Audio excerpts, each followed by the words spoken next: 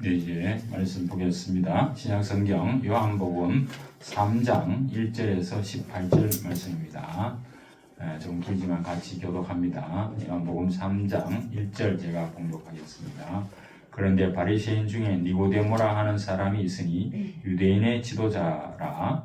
그가 밤에 예수께 와서 이르되 랍비여, 우리가 당신은 하나님께로부터 오신 선생인 줄 아나이다.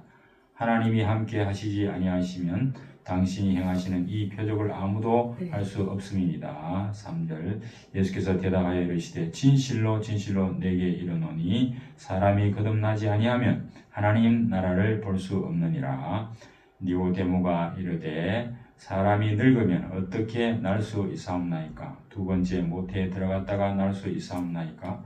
예수께서 대답하시되 진실로 진실로 내게 이르노니 사람이 물과 성령으로 나지 아니하면 하나님 나라에 들어갈 수 없느니라. 6절입니다.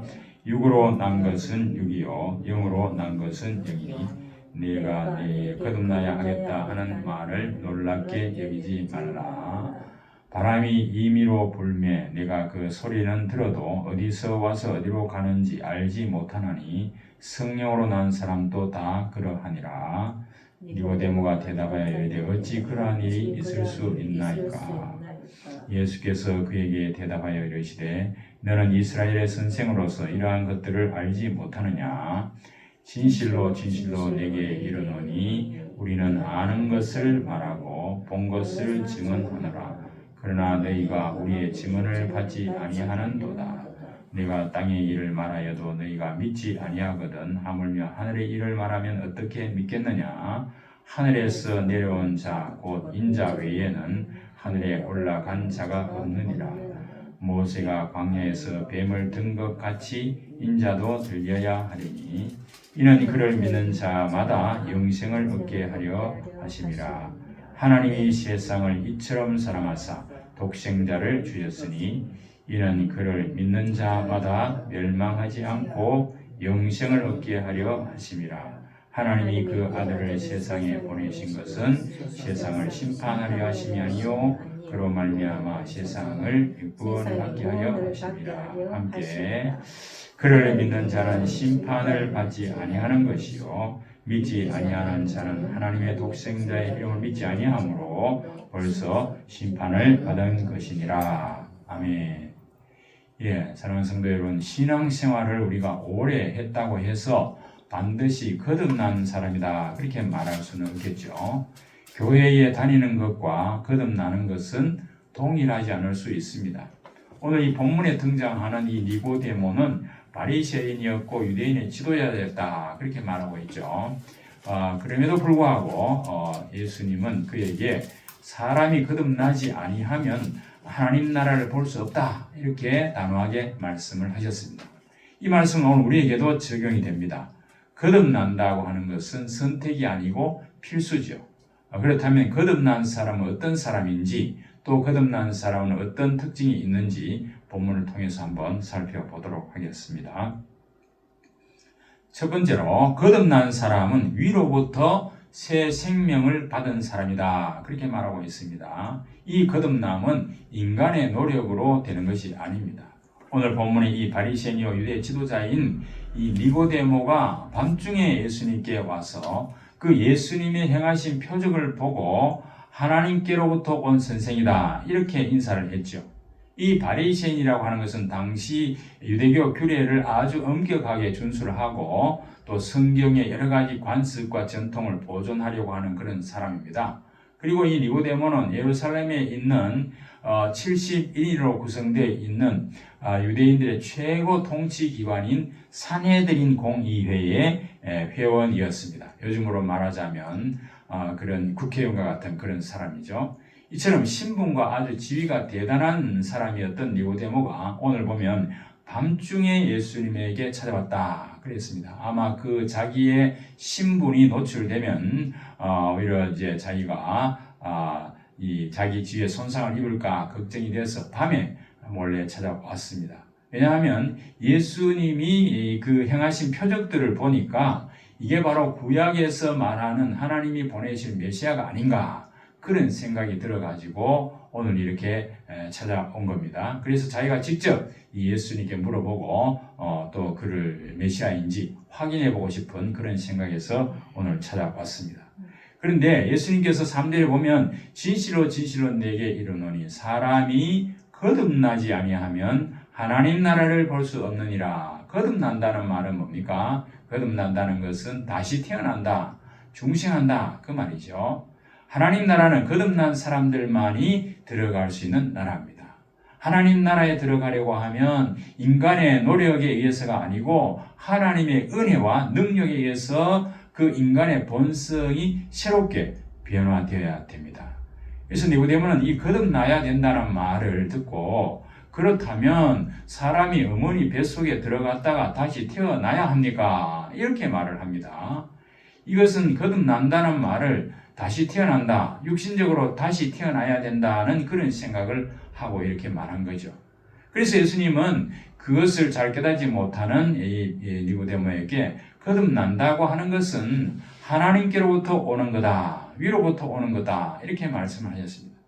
그래서 이 하나님 자녀로 거듭난다는 말은 어떤 학문이나 종교적인 열심이나 선행 등으로 얻어지는 것이 아니지요. 오직 하나님의 은혜로만 주어지는 그런 새 생명이 바로 거듭난다는 것입니다. 예를 들어서 한 사람이 물에 빠져서 허우적거리고 있습니다. 스스로 나오려고 하면 할수록 점점 더 가라앉지 않습니까? 그때 밖에 있는 구조원이 와서 그를 밧줄을 두고 끌어올립니다. 그는 스스로 살아난 것이 아니고 바로 그 구조대원에 의해서 구원받은 것이죠. 마찬가지입니다. 우리가 노력해서 이 거듭남 얻는 것 아니고 하나님께서 우리를 건져 주셔야만 되는 그런 하나님의 은혜요 선물이다 그 말입니다. 자, 거듭난다는 것은 새로운 존재가 되는 사건입니다. 거듭난다, 다시 태어난다, 다시 중생한다 이렇게 말하죠.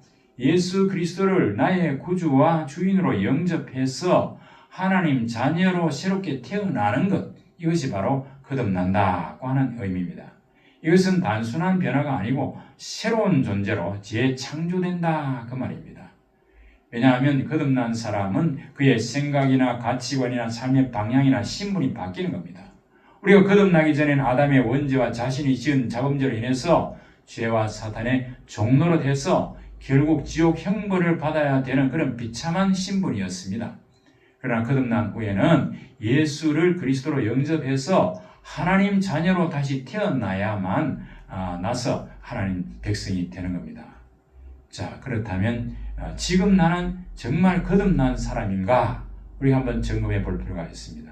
단순히 교회에 다닌 신앙 연수라든지 현재 교회에 출석하고 있다 하는 이 출석 여부가 아니고 정말 내가 예수를 그리스도로 믿고 영접함으로 내 속에 새 생명이 있는가를 한번 점검해 봐야 됩니다. 만약 그런 것을 확신하지 못한다고 하면 지금 우리가 이 시간에 하나님께 간구를 해야 됩니다. 여러분들 다 예수 영접하고 구원받은 줄 믿습니다. 그러나 우리 한 번 더 우리 거듭남을 이렇게 확인하기 위해서 저를 따라서 우리가 이제 밖에 나가서 전도할 때도 이렇게 이야기를 하죠.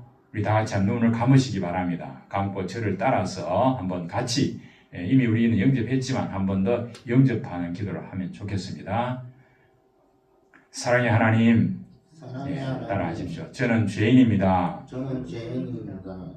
나를 위해서 예수님께서 십자가에 죽으시고 부활하신 것을 믿습니다. 이 예수님이 나의 구주로 내 삶의 주인으로 내 마음에 영접합니다. 내 마음에 오셔서 나를 인도하여 주옵소서. 예수님 이름으로 기도합니다. 아멘. 예, 우리가 이제 이렇게 평소에 우리가 기도를 이미 했습니다만은 우리가 예수를 처음 믿는 사람에게는 예수님이 내가 죄인이라는 것을 인정하고 예수 그리스도가 나 때문에 십자가에 죽고 부활하셨다는 사실을 믿고 이 예수님을 내 인생의 구세주로 또 내 삶의 주인으로 영접해야만 그때 뭡니까? 하나님의 자녀가 된다. 그렇게 성경은 분명히 말하고 있습니다. 그래서 우리가 진심으로 이렇게 기도하면은 주님의 영이신 성령께서, 그리스도의 영인 성령께서 내 마음속에 오셔서 나와 함께 동행하신다. 그렇게 성경은 말하고 있습니다. 자, 그렇다면 우리가 이제 영접한 기도를 다 했고 하나님 앞에 이제 거듭난 사람이 되었다고 하면 이 거듭난 사람은 성령으로 변화된 사람입니다. 거듭난다고 하는 것은 내가 지금 이렇게 고백을 했지만 실제로는 성령이 이 주체가 되죠. 이 니고데모는 신학적인 교양이 풍부하고 율법에 정통했지만은 이 영적 통찰력이 부족해서 이 눈에 보이는 출생만을 생각을 했죠. 그래서 다시 태어나야 한다는 말을 오히려 어머니 뱃속에 들어갔다가 어떻게 다시 나올 수 있느냐, 이런 의문을 제기했습니다. 그래서 예수님이 뭐라고 말합니까? 5절에 보면 물과 성령으로 따지 아니하면 하나님 나라에 들어갈 수 없다, 이렇게 말했죠. 거듭난다고 하는 것은 바로 이 성령의 역사라는 말입니다. 이 물과 성령으로, 이 말은 성령 세례를 말합니다. 우리가 일반적으로 세례는 죄를 회개함으로 죄 씻음 받고 우리 육신의 사람은 영적으로 죽게 되는 그 의식을 우리가 세례라고 말하죠.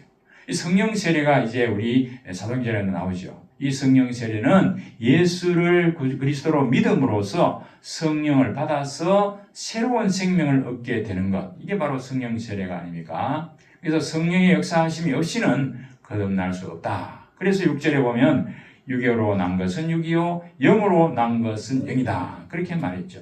육에서 태어난 사람은 아담의 죄로 인해서 그 타락한 본성을 가지고 태어날 뿐입니다. 반면에 성령에서 다시 태어난 사람은 그리스도를 믿음으로써 성령으로 말미암아 새로운 영적 생명을 얻게 되는 것, 그게 바로 거듭남, 다른 말로 중생이다, 이렇게 말할 수 있습니다. 자, 그래서 이 성령의 역사는 보이지는 않지만 분명하다 하는 것을 여기 예수님 말씀하고 있습니다.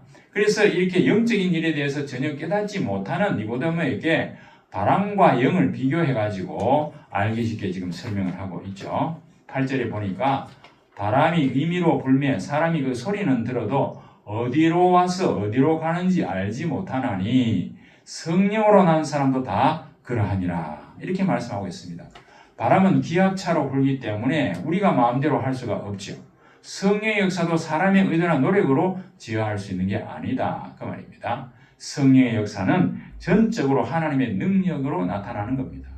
그런데 우리가 바람, 눈에 보이지 않지만은 그 바람 소리는 들을 수가 있고, 바람으로 인해서 나뭇가지가 흔들리는 것을 우리가 보면서 아, 바람이 불고 있구나, 이런 생각을 하지 않습니까? 그래서 이 거듭난 자에 오는 성령도 그러합니다. 이제 거듭난 사람도 이 성령의 영이 어디서 왔고 어디로 가는지는 알지 못하지만은 그러나 분명히 그것이 느껴진다는 겁니다. 눈으로 보이지 않지만은 성령 받은 사람, 거듭난 사람은 삶의 변화로 나타난다, 그 말입니다.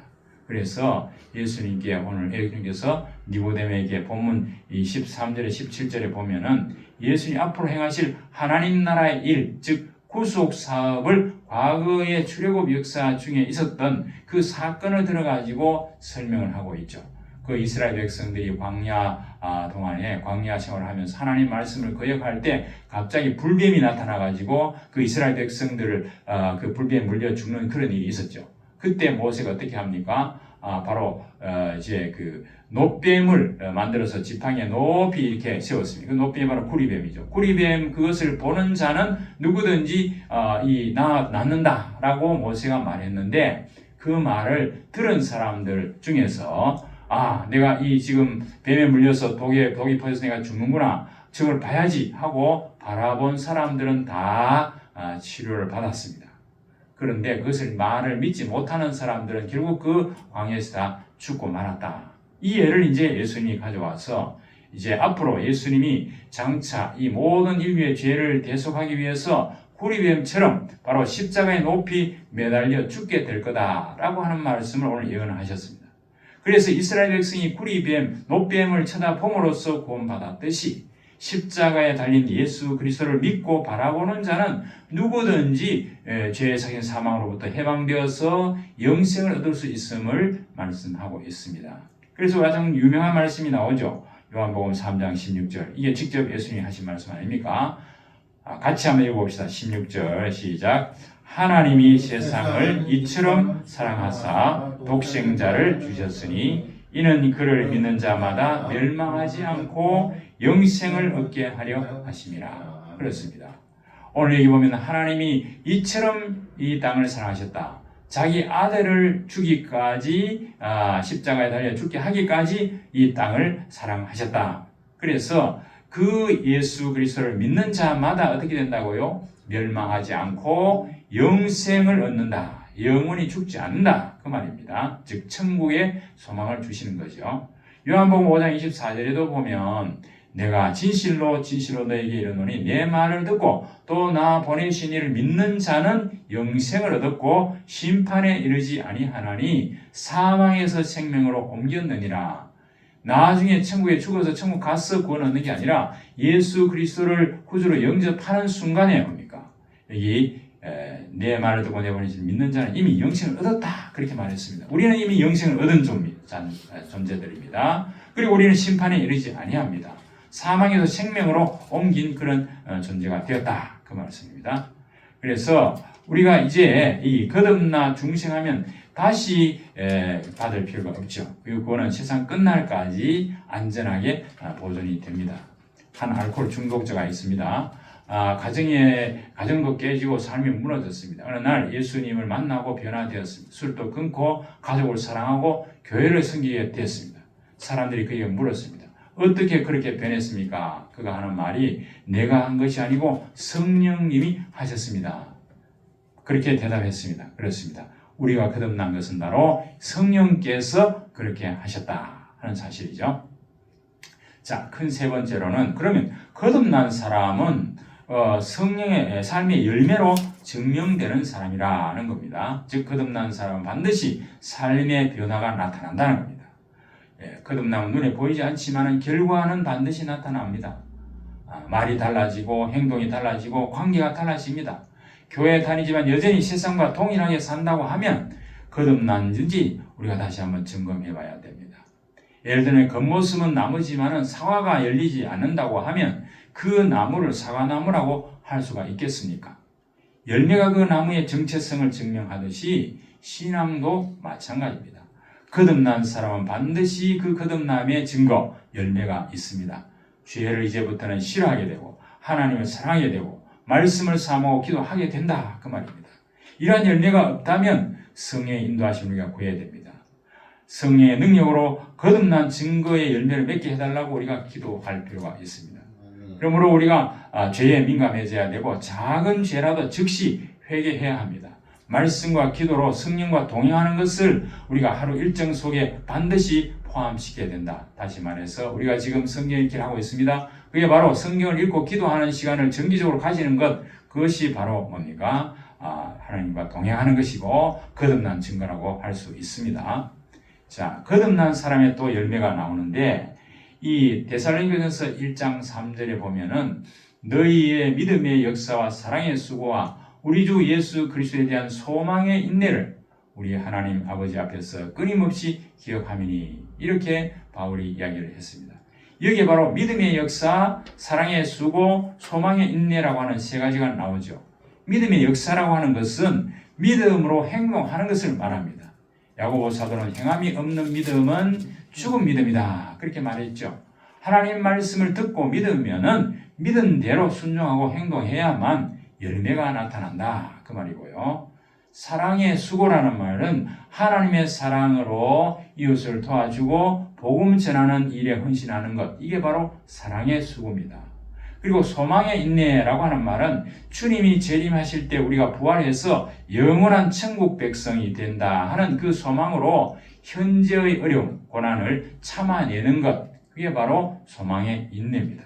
그래서 거듭난 성도는 이 믿음, 소망, 사랑의 열매가 증거로 삶에 나타나야 합니다.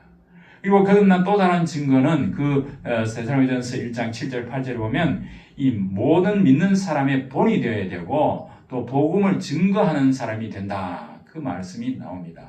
우리가 거듭났다는 것은 단순히 예수 믿고 있다는 것으로 만족하는 것이 아니고 실제로 우리의 삶 속에서 믿음의 역사, 소망의 인내, 사랑의 수고로 다른 사람들에게 본이 되고 예수 그리스도의 복음을 전하는 실제적인 증거가 나타나야 된다. 그 말입니다. 그리고 이 거듭난 성도는 위에서 말한 이 거듭난 증거에 더해가지고 성령 충만의 열매까지 맺게 되면 사람들에게 선한 영향력을 끼치고 영광을 돌릴 수가 있습니다. 갈라디아 우리가 아는 5장 27절을 보면 오직 성령의 열매는 뭡니까? 사랑과 희락과 화평과 오래 참음과 자비와 양선과 충성과 온유와 절제니 이 같은 것을 금지할 법이 없느니라 그랬습니다. 이 성령의 열매 중에 첫 번째가 사랑의 열매죠. 사랑은 다른 8가지 열매의 기초가 되고 이 성령을 따라 사는 성도들이 가장 먼저 맺어야 될 열매입니다. 사랑 외의 8가지 열매는 바로 하나님 사랑의 구체적인 표현이고 그것이 바로 예수님의 성품을 닮은 인격이 된다. 그 말입니다. 그래서 우리가 그 사랑이 어떤 거냐? 어제 우리가 봤습니다만은 이 고린도서 13장 있지 않습니까? 사랑은 오래 참고 온유하며 시기 자랑 교만하지 않고 무례히 행치 아니하고 자기 유익을 구하지도 아니하고 성내지 아니하고 악한 것을 생각하지 아니하고 불의를 기뻐하지 아니하고 오히려 진리와 함께 기뻐하고 모든 것을 참으며 모든 것을 믿으며 바라고 견디는 것. 이것이 진정한 사랑이다. 그런 말씀을 했죠. 자, 그리고 희락입니다. 희락이라는 기쁨을 말하죠. 하나님의 사랑을 느낄 때 자연스럽게 일어나는 만족감이 바로 기쁨이죠.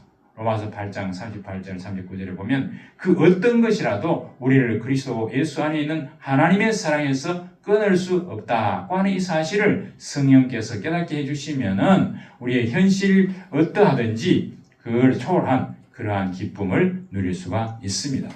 세상 쾌락은 일시적이지만은 이 하나님이 주시는 희락은 영적으로 주님 안에서만 누릴 수 있는 영원한 기쁨입니다. 세 번째는 화평입니다. 이 화평이라고 하는 것은 그 희락을 가지고 사랑을 누리는 마음의 평안한 상태를 말합니다. 이 평안은 예수 그리스도께서 십자가에서 대속의 죽음을 통해서 우리와 하나님 사이를 화평하게 하셨고 그 사랑으로 대인관계 속에서도 평화를 누리게 하셨을 뿐 아니고 각 사람들에게, 각 성도들에게 어떤 상황에도 마음의 참된 평화를 누릴 수 있게 하셨습니다. 그리고 오래 참음, 즉 인내를 말하죠. 인내는 부당한 지옥과 시련을 당하고도 감정 상하는 그런 일이 있다 하더라도 오래 참고 기다리는 걸 말하죠. 인간관계에서 사랑의 첫걸이 바로 오래 참는 인내입니다. 왜 우리가 오래 참을 수 있습니까? 그것은 바로 상대방에 관한 소망을 가지고 있기 때문에 상대방이 성령의 능력으로 변화되리라고 하는 그 기대를 갖고 있기 때문에 우리는 인내할 수 있습니다. 그리고 자비라고 하는 말, 자비라는 건 친절이라는 말인데 자비란 이웃을 사랑하고 불쌍히 여기는 친절한 태도를 말하죠.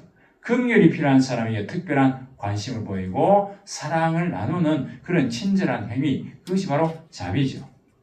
아, 저 사람은 하나님 은혜를 받지 못해서 저렇구나.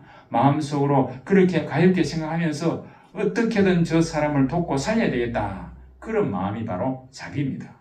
그 다음에 양선이 나옵니다. 양선은 착한 것을 말하는데 자비는 선한 마음을 표현한 것이라고 하면 양선은 그 선한 마음을 행동으로 표현하는 착한 행위를 말합니다. 자비는 양선으로 발전이 되어야 되겠죠. 그 다음에 충성입니다. 이 충성이라고 하는 것은 하나님의 일을 맡아서 진실하고 성실하게 감당하는 그 자세를 말합니다. 선이 사람을 향할 때는 자비가 되고 양선이 되고 선이 하나님을 향하고 하나님의 사역을 할 때는 그것이 바로 충성이 됩니다. 8째는 온유지요. 온유란 부드럽고 따뜻한 성품을 말합니다. 하나님께서 나를 다스리고 통제하시도록 내어드린 그 삶의 모습이 온유입니다. 마지막 9제가 바로 절제입니다. 이 절제는 질주하는 육신의 어떤 정욕을 제어하는 브레이크가 되고 자기를 관리하는 능력으로서 성도들에게 이러한 균형 있는 삶을 살게 하는 가장 큰 요인이 됩니다. 첫 번째 사랑이 뒤에 오는 8가지 성령 열매의 바탕이 된다고 그랬는데 오늘 이 마지막 절제는 이 8가지 모든 성령의 열매를 담는 바구니 역할을 하게 된다. 절제가 없으면 모든 열매가 쏟아져 버리겠죠. 마치 감귤처럼 그 안에 사랑 조각에서 충성 조각까지 8개 조각이 있고 그것을 둘러싸고 있는 껍질이 바로 절제에 해당됩니다. 귤 껍질이 상하거나 흠이 있는 부분이 가보면은 그 속도 상했듯이 사랑에서 온유까지도 절제되지 않으면 소용이 없다. 그래서 우리는 항상 자기 관리를 하면서 절제할 수 있어야 됩니다. 그리스도 안에서 말씀을 정리합니다. 거듭난 사람은 예수 그리스도를 믿고 영접해서 하나님 자녀가 된 사람들입니다.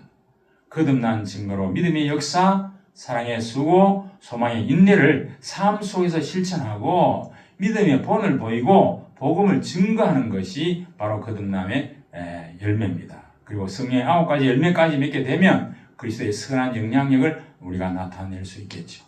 사랑하는 성도 여러분, 예수님은 우리에게 성령으로 거듭나야 된다고 분명히 오늘 말씀하셨습니다. 그리스도인에게 거듭나는 것은 바로 선택이 아니고 필수라 그랬죠. 지식이 아니고 생명이고 형식이 아니고 변화다 그 말이죠. 나의 삶에 이러한 성령의 열매가 있는지 오늘 한번 점검해 보시기 바랍니다. 예수님의 사람들, 성도들은 바로 육체와 함께 그 정욕과 탐심을 십자가에 못 박았다. 그래서 성령으로 살고 성령으로 행해야 된다. 그렇게 말씀하고 있습니다. 나는 정말 거듭난 사람인가? 성령을 통한 내 삶의 변화가 있는가? 내 삶의 거듭남의 열매가 나타나고 있는가? 그래서 우리가 한번 질문하면서 작은 순종에서부터 출발하시기 바랍니다. 말 한마디 행동 하나하나에서 삶을 통해서 복음을 증거하시기 바랍니다. 저 여러분 모두 가족과 이웃에게 예수 그리스도를 거듭난 자로 변화된 모습을 보여주며 복음을 증거하는 그런 선한 영향력을 나타내시기를 주의 이름으로 축복합니다.